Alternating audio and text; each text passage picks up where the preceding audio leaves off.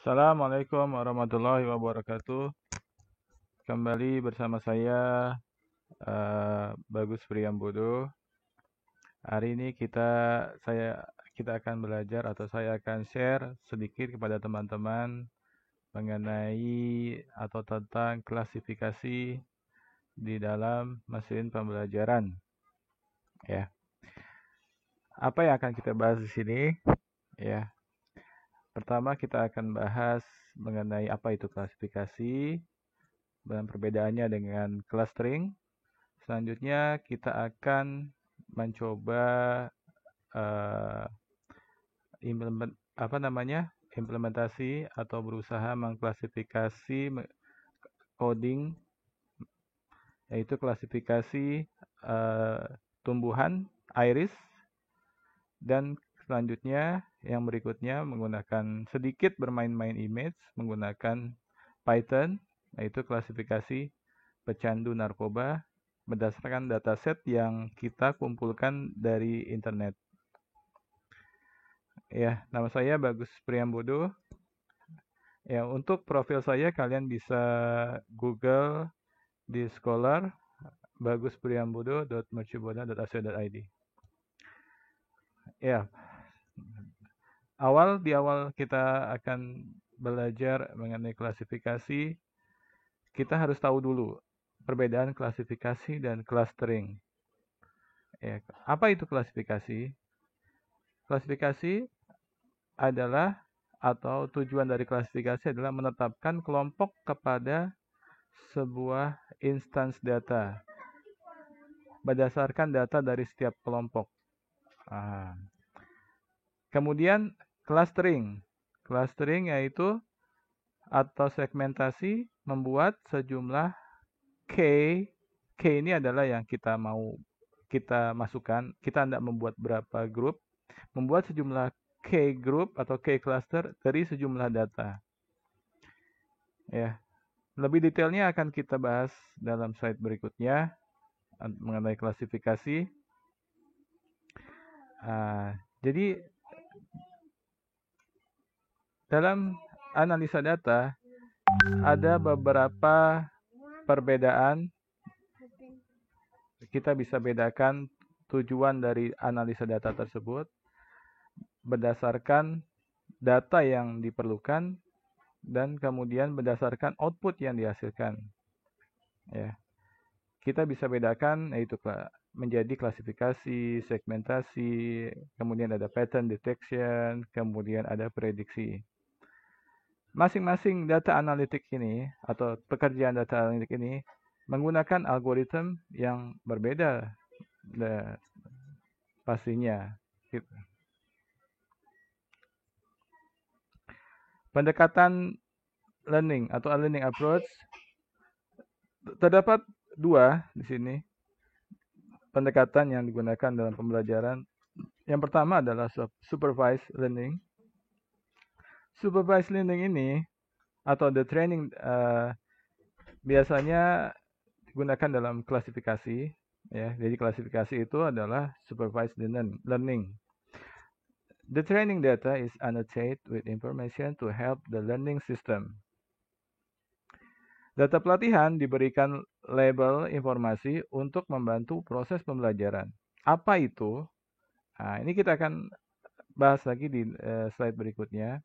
Kemudian, unsupervised learning, the training data is not annotated with any extra information to help the learning system. Tidak ada label informasi pada data pelatihan.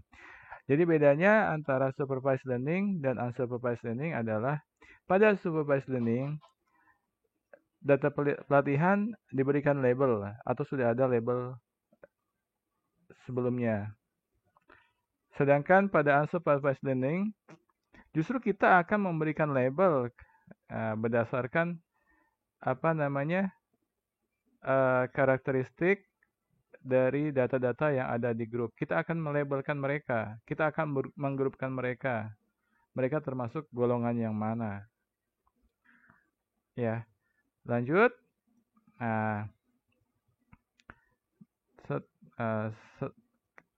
Kita lanjutkan di sini adalah klasifikasi.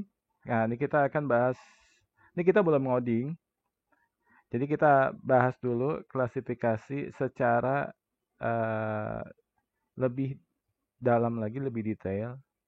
Lebih detail itu adalah kita akan memberikan contoh. Di sini contoh pertama kita akan bahas klasifikasi tumbuhan iris. Ya. Tumbuhan iris ini datasetnya bisa kalian dapatkan di Google, di Kaggle tuh ada iris dataset ya. Dataset apa? Iris ini terdiri dari 3 jenis. Ya. Yaitu iris versicolor, iris setosa, dan iris virginica. Tiap jenis memiliki sepal dan petal yang berbeda. Sepal ini adalah kelopak bunga dan petal ini adalah daun. Ya. Apa yang membedakan mereka adalah panjang dan lebar kelopak bunga serta panjang dan lebar daunnya. Kita lihat di sini panjang lebar daun dan kelopaknya berbeda dari masing-masing jenis tumbuhan iris ini. Ya, lanjutkan. Bagaimana proses klasifikasi? Kita lihat di sini. Bagaimana kita mengklasifikasi tumbuhan iris ini? Ya, kita klasifikasi, lihat di sini. Di sini ada 3 jenis. Kita lihat ada contoh dari datanya ada di sebelah kiri. Ada kelopak, panjang kelopak, lebar kelopak dari iris setosa. Kita lihat. Jadi di sini ada data atribut daripada iris setosa. Kemudian sudah ada labelnya, iris setosa, ya kan? Row 2 juga ada atribut dan ada labelnya. Terus semua data ya sudah ada atribut dan ada labelnya. Inilah yang disebut data supervised untuk apa? Data supervised learning. Ya, di sini supervised. Jadi data sebelumnya, data pelatihan sudah ada labelnya, sudah ada kelompoknya masing-masing. Jadi kita tidak mengkelompokkan data-data tersebut. Justru kita akan mencari tahu apabila kita diberikan sebuah tumbuhan yang unknown, artinya unrecognized, kita belum tahu termasuk jenis apakah ini, maka kita akan hitung dia akan termasuk iris setosa, iris versicolor, atau iris virginia. Ya, kita lihat di sini. Ada dapat 3 kelas dalam iris, bunga iris setosa, iris versicolor, dan iris virginia. Ya. Suppose you are shown lots of example of this type. Jadi kita udah punya datanya nih, banyak. Ada 100 misalkan. Kemudian teman kita membawa sebuah tumbuhan, ya sebuah bunga. Dia tidak tahu dia termasuk yang mana nih. Maka kita akan hitung, kita akan klasifikasi dia termasuk tumbuhan iris yang mana. Seperti itu. Ya. Kita lanjutkan ya. Nah, bagaimana prosesnya? Bagaimana proses klasifikasinya? Di sini lihat kita memiliki 3 kelas. Ada kelasnya ada 3. Lihat di sini kita ada kelopak, ya. Kemudian ada daun, petal itu daun. Kemudian ada kelopak, ya. Kelopak itu dia memiliki tinggi dan lebar, ya, lebar dan tinggi kelopaknya. Kemudian lebar dan tinggi daunnya masing-masing kita akan hitung. Modelnya ini adalah yang tengah-tengah ini. Dari model kita dia akan bisa membedakan bahwa daun kita ini nanti akan masuk dalam target atau non-target. Seperti itu. Ya. Jadi kita akan mengenerate, ya. Jadi apabila nanti ada new instant ini adalah sebuah bunga baru yang unknown, unrecognized, kita bisa ketahui dia lebih dekat kemana. Dia termasuk iris setosa, iris virginia, atau iris versicolor. Ya.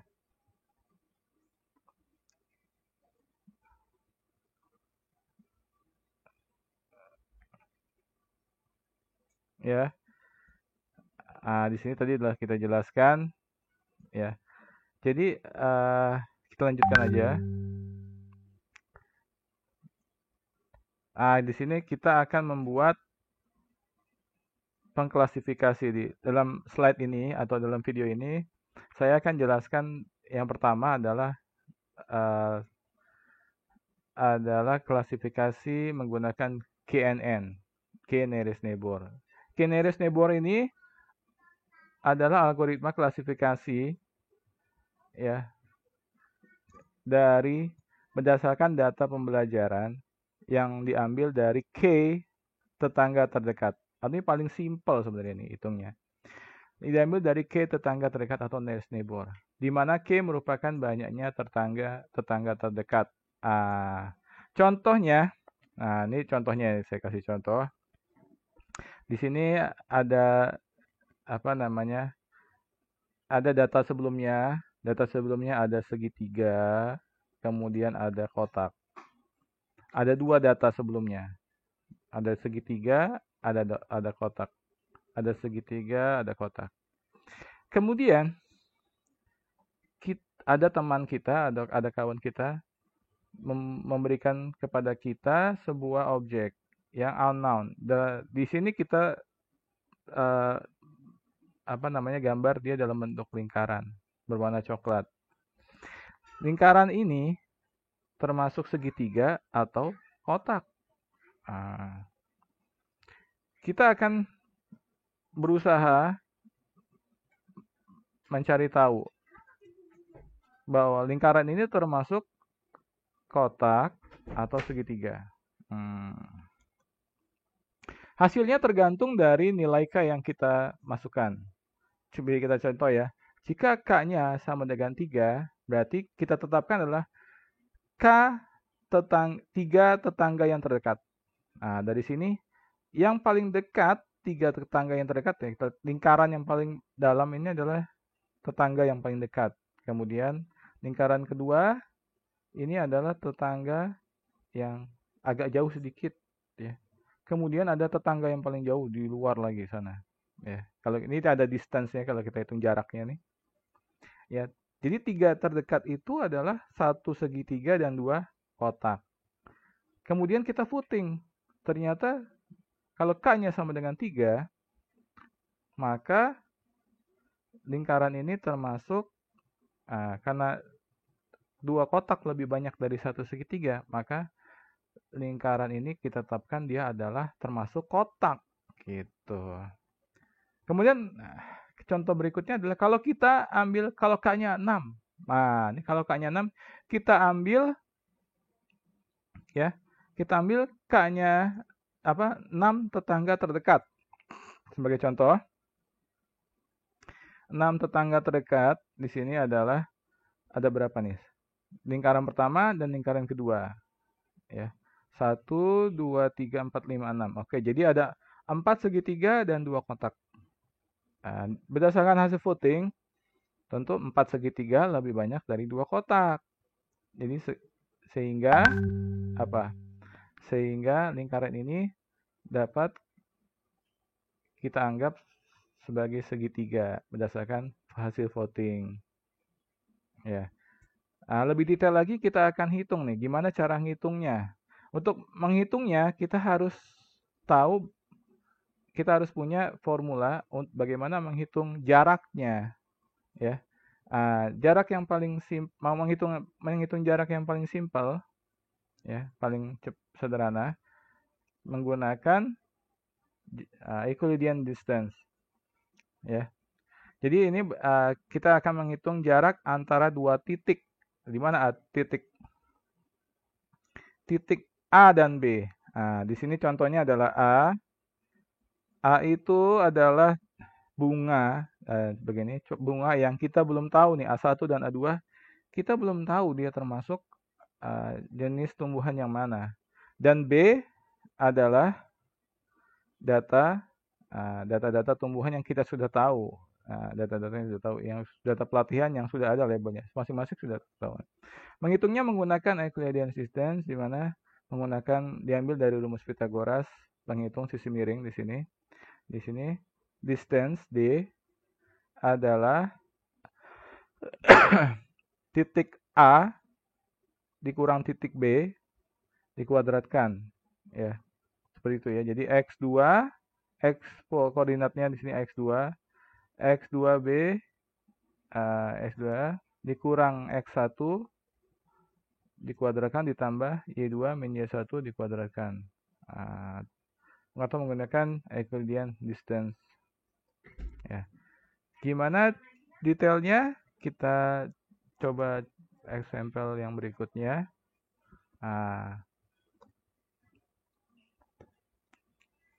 Lihat di sini.